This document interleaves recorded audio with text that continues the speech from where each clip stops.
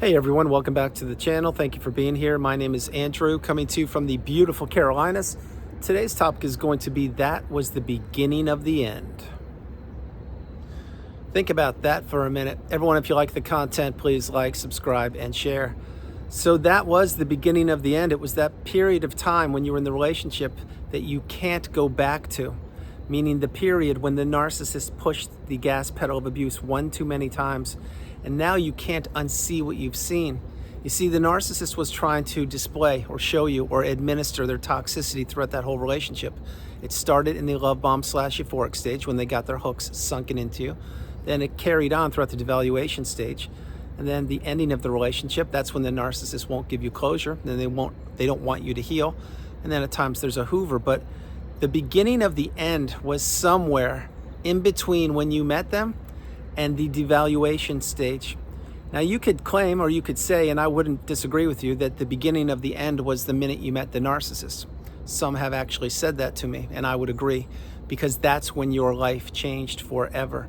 That's when you started to place all of your attention and energy and resources into somebody who not only did not care about you, but they had disdain for you, and they were envious of you and jealous of you.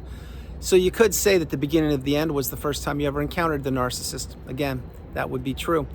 But also you may say that throughout the relationship, once you guys were closer together, maybe you moved in or created a family or went into business, whatever you did, became roommates, that's perhaps when you could say that was the beginning of the end. Because in each and every narcissistic relationship, there are pivotal periods of time and they affect you directly. But back then you didn't know how they would affect you. And I'll illustrate what some of these are.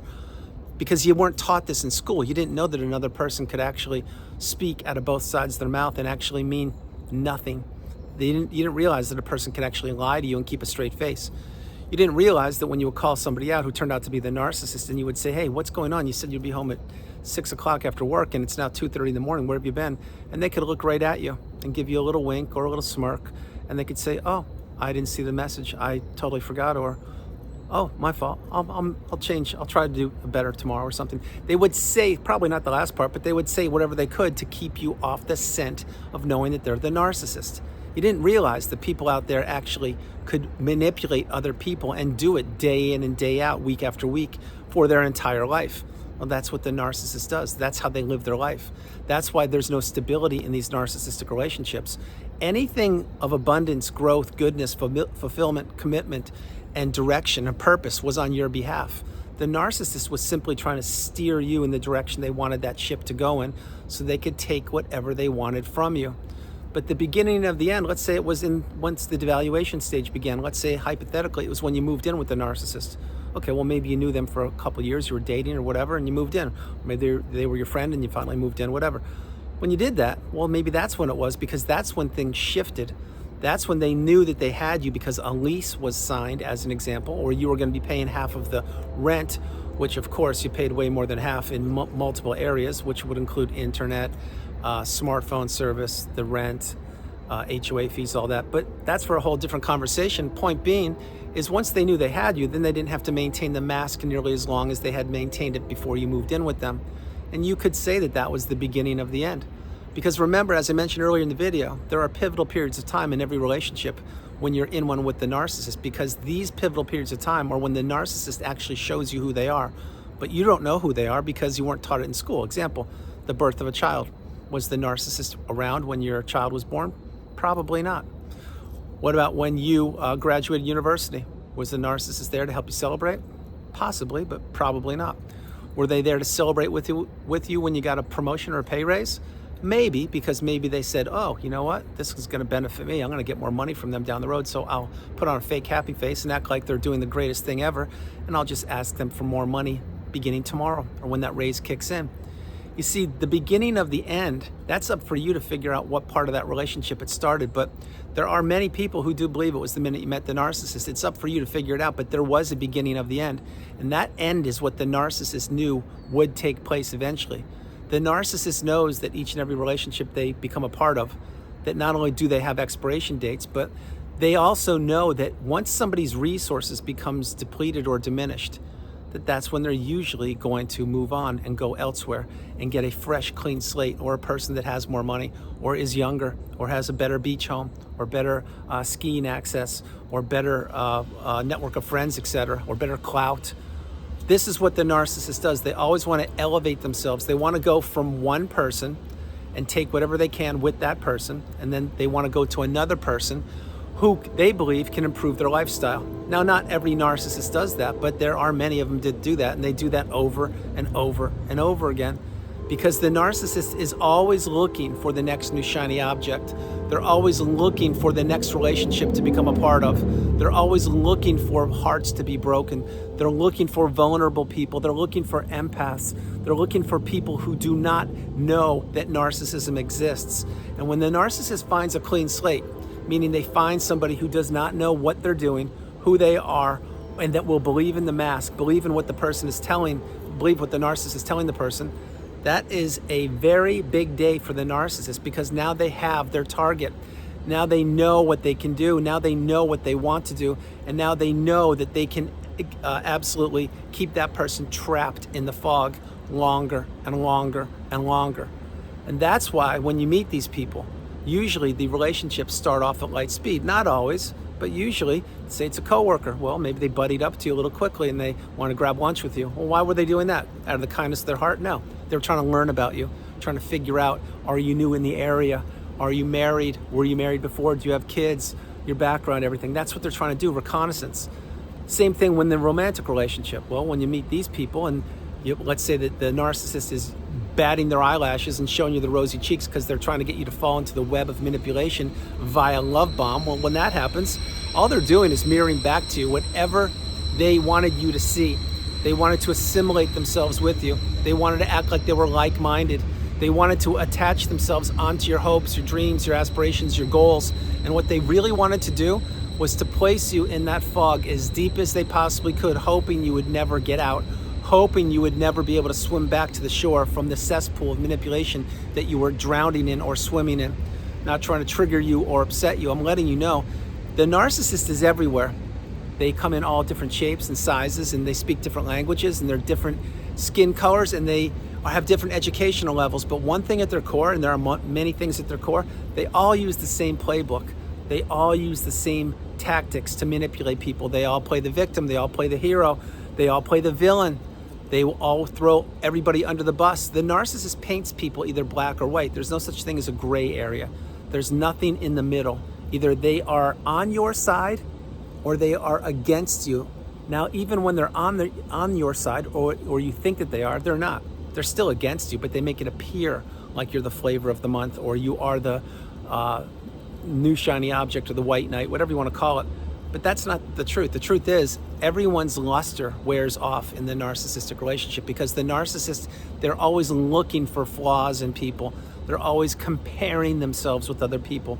They're always seeing what their friends have, who their friends are dating, what kind of clothes their friends are wearing, what kind of haircut they have, where they're traveling to, what kind of vacation homes they have, etc. That's why the beginning of the end in the narcissistic relationship, sure, maybe it started the day you met them. Maybe it started a month later. Maybe it was a year later. Maybe it was 10 years later. But the beginning of the end is when you experienced something that you can't turn the clock back from.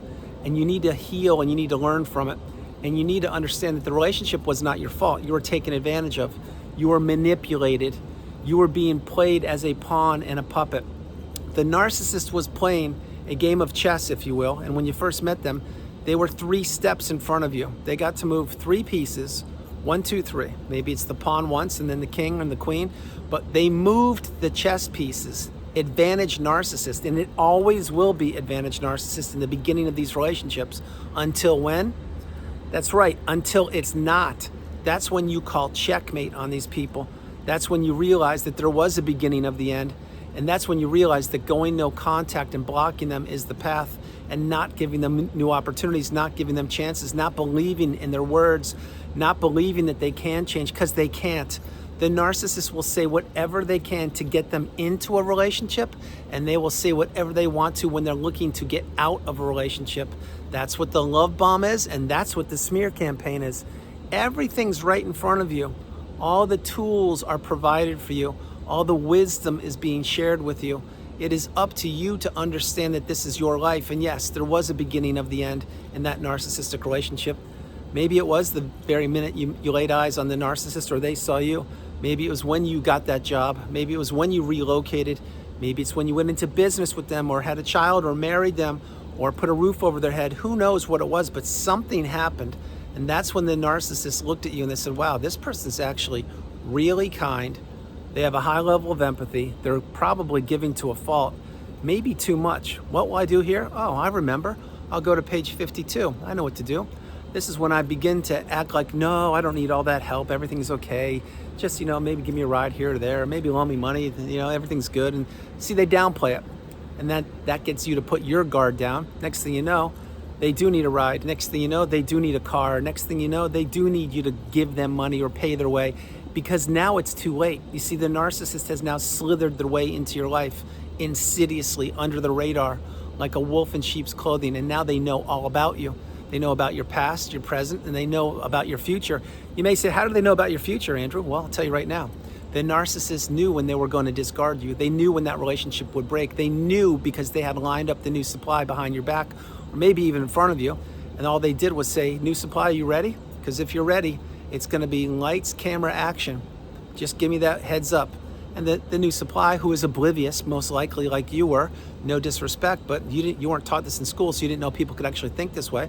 And if the new supply is a clean slate similar to you, that's what they're thinking. They're thinking, wow, I'm going to be in a relationship with this person and they're going to leave their current partner or spouse to be with me. This is going to be amazing. Oh my gosh, all my dreams are going to come true. Well, not so fast, new supply, because guess what? Number one, if this is the circumstance that you did, you just blew up a relationship. But number two, you're going to get something that you're not prepared to get. And what will that be? Well, that's going to be a narcissistic relationship knocking on your front door 24/7 for the length of that relationship until the narcissist discards you. That is an example. So why I said the narcissist knows about the future? Because they're testing the temperature of the people they're in relationships with. This includes their children, it includes their romantic relationships, it includes their friends, colleagues, coworkers, it includes the landlord, it includes the person who is providing a job for them, the boss or the coworker.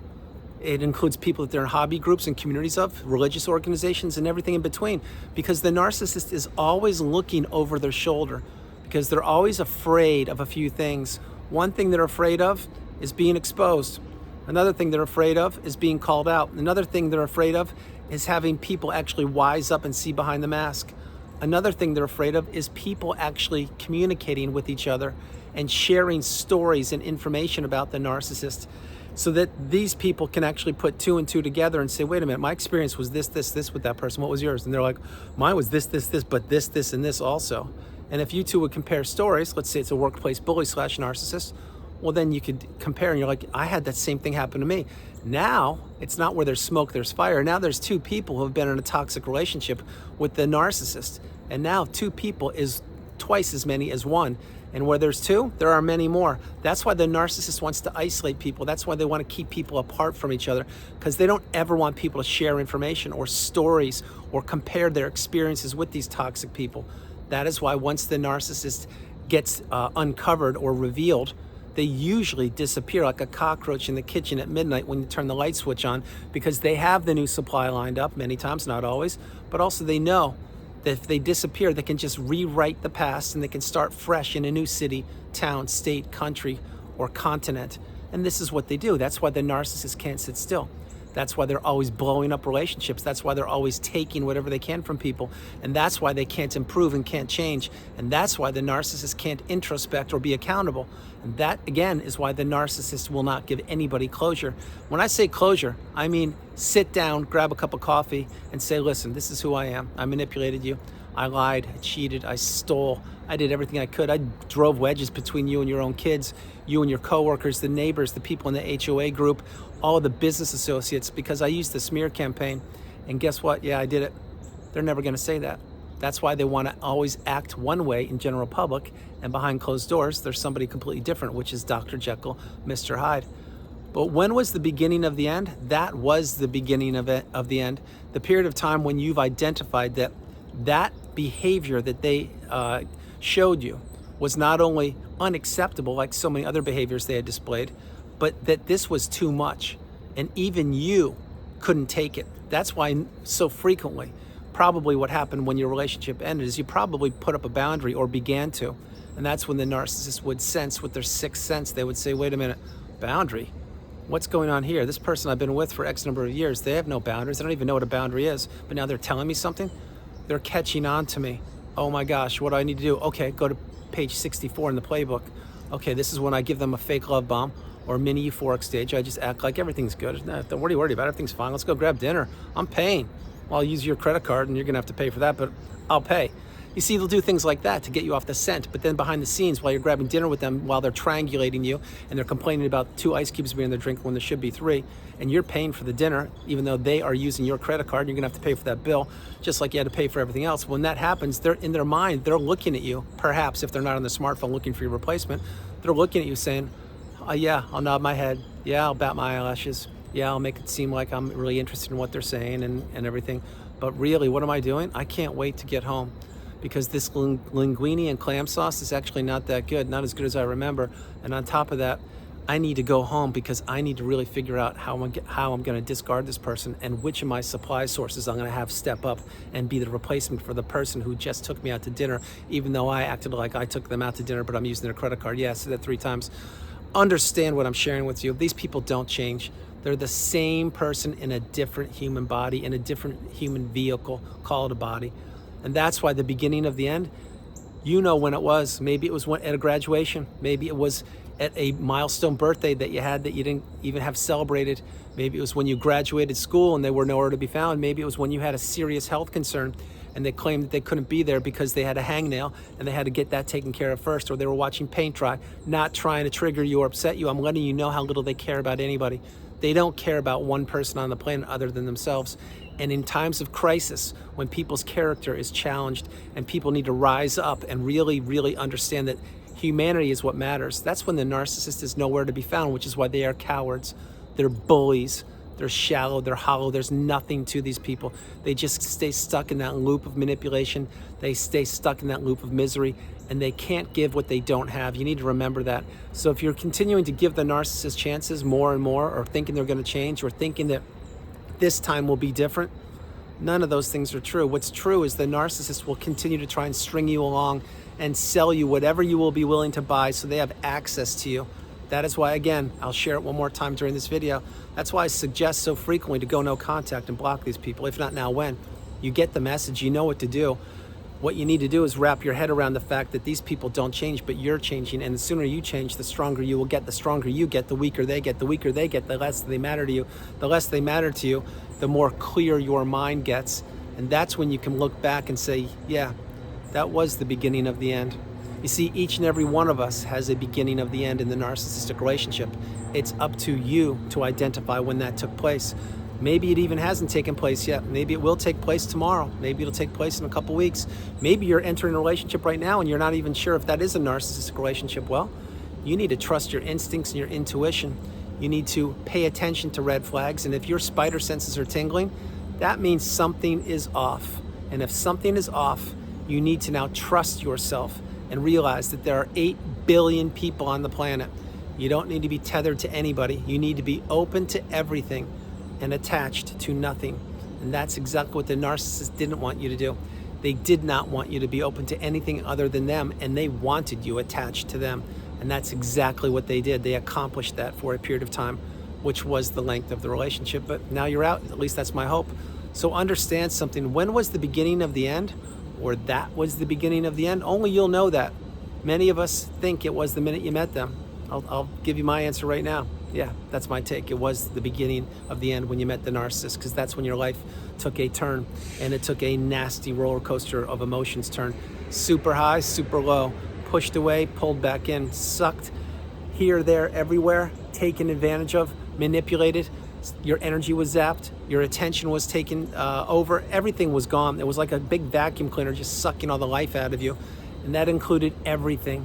And always remember one thing, the narcissist is not ever, and I mean ever, going to apologize and mean it. They're not gonna be accountable, they're not gonna change, they're not gonna elevate. They need people. They need a host because they are a parasite. So everyone, that's the video. I hope you liked it. I loved doing it. From the beautiful Carolinas, this is Andrew. Namaste. Have a great afternoon, evening, or morning, no matter where you are on the planet. You are not alone. Remember that. You are not alone. I love you all. God bless you. And I'll talk to you tomorrow. And it is getting dark here again, and I'm not as familiar with the times of the trains, so I apologize for the train going by earlier. But I hope you enjoyed the video. I loved doing it. I'm having such a pleasurable experience here in the beautiful Carolinas. My hope is wherever you are, you're enjoying yourself, you're being patient with yourself, you're being kind to yourself, and realize one thing: the narcissistic relationship was not your fault. Were you in it? Yes, you were. And you're gonna have to heal from it, just like I did. But it wasn't your fault. You were manipulated and you were taken advantage of. And the narcissist never, and I mean never, walked up to you and gave you that 2-page report and said, here's who I am and here's what I'll do to you. If you want to enter the relationship, let's proceed. If you don't, I'll find somebody else. They didn't do that. If they did that, you would have run for the hills. So it wasn't your fault. I love you all. God bless you. And I'll talk to you tomorrow. Bye, everybody.